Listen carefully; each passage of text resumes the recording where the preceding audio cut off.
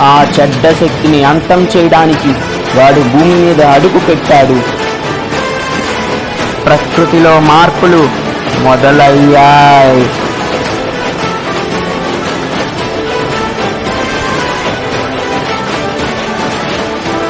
వాడి పాద స్పర్శకు ఆ వాయుదేవుడు కూడా కదిలాడు.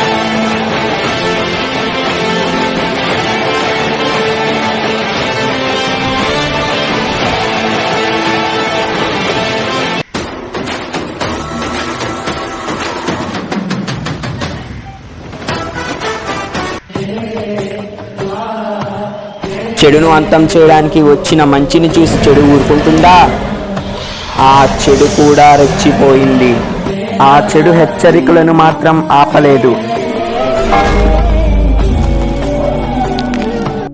ఆ చెడుని చూసి ప్రకృతి కూడా మారింది.